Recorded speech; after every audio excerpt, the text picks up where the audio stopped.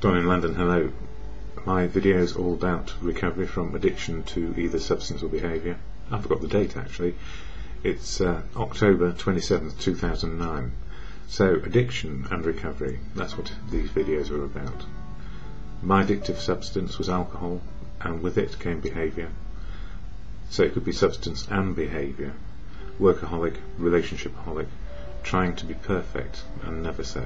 And these days I just try and find the middle ground, somewhere where it's fairly solid and safe, and that I know from any life experience or thing that might happen today, people, places and things, it can send me to extremes of happiness or sadness, or anger or peacefulness, and serenity again is somewhere in the middle.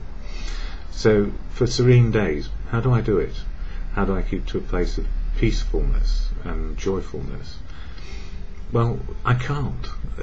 People, places and things, I'm powerless over them. So from time to time there will be extremes, but it's how I deal with those extremes which is important. So these days, not with an addictive craving to do anything except probably acquire things, as we all do, material things that is. I need to watch it on that one. There are things which help me keep sober, or people who keep me sober more than anything. So family, community, professionals got me to a place of where I could see a moment of clarity, how to get sober, and that was to ask for help. And in recovery, the greatest amount of help comes from those who know the malady well, those in recovery as well. So I'm part of the fellowship of AA, Alcoholics Anonymous, and I'm an absolute fan. I cannot speak for AA. It's full of unique, authentic people who can speak for themselves where they choose, and it's all about anonymity, and the spiritual foundation of the program is said to be anonymity. For me, anonymity is very simple. It provides the sanctuary for us to find our own personal truth, who we are, what we're capable of doing, and what makes us tick. So anonymous is of great importance, and I don't want to undermine anybody's point of view on that ever, but we all have our own point of view, and some of the readings today in the AA books sort of highlight that. But starting with AA's statement of intent, the AA preamble shared at every meeting I go to, and I was at a good meeting last night and I'll speak about that in a moment.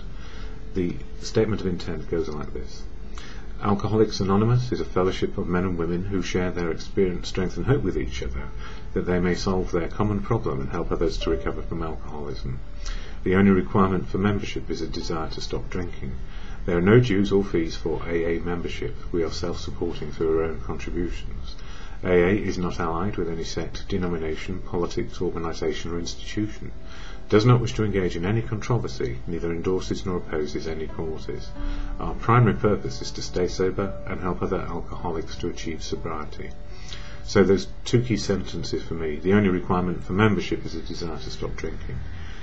And the gift is, when I went to a newcomers meeting last night, and there are two chairs, or principal sharers, and then everybody shares back as they choose. And going to newcomers meetings reminds me that every day I am a newcomer to this one day, and the fellowship is a very great leveller in that respect, because whether we're, as somebody said last night, 35 years sober or 35 minutes sober, we're still in the same day. So for me it's of key importance to know that I'm amongst equals, and that is, we are all the same size, we all have a right to be here, and we come from very diverse backgrounds. So for those who have enjoyed the, I suppose, material success and lost a lot and found themselves in the gutter like me, through to those who have kept it and have found serenity inside themselves, which is not to do with material at all. It all seems to work, and we rub along shoulder to shoulder on this happy road to destiny, whatever it might be.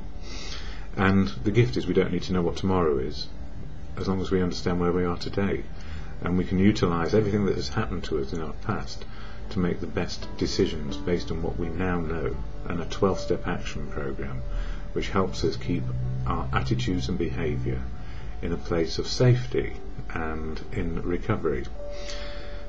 so good to get my attitude and behaviour into a place of serenity when it can happen, and that's the gift. Anyway, the books I use here to share some experience, strength and hope as well as go to meetings. Daily Reflections, and today it talks about global sharing, October 27th.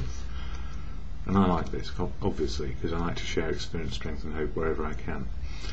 The only thing that matters is that he is an alcoholic who has found a key to sobriety. These legacies of suffering and of recovery are easily passed among alcoholics, one to another. This is our gift from God, or good conscience, and its bestowal upon others like us is in the one aim that today animates AAs all around the globe. The strength of AAs start that bit again. The strength of Alcoholics Anonymous lies in the desire of each member and of each group around the world to share with other alcoholics their suffering and their joys, actually, and the steps taken to gain and maintain recovery. That is the 12 steps of action.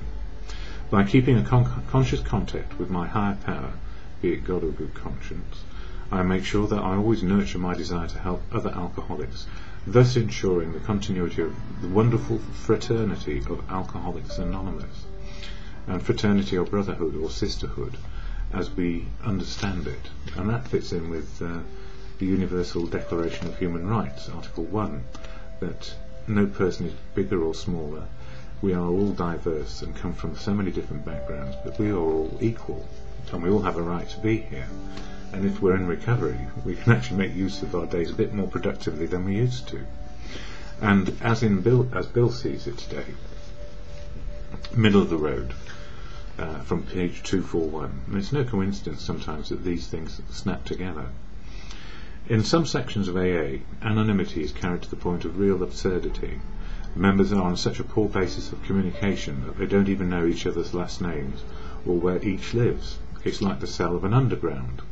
In other sections we see exactly the reverse. It is difficult to restrain AAs from shouting too much before the whole public by going on spectacular lecture tours to play the big shot. However, I know from these extremes we slowly pull ourselves onto the middle ground. Most lecture-giving members don't last too long, and the super-anonymous people are apt to come out of hiding, respectful of their AA friends, business associates, and the like. I think the long-time trend is towards the middle ground, or the middle of the road, which is probably where we should be. And that's from a letter in 1959 by Bill Wilson, I imagine. And, you know, the gift of anonymity is the sanctuary to find our personal truth. And as to spiritual, well, spiritual for me, you know, the spiritual life really is about living to the truth of now, trying to be open, honest and willing.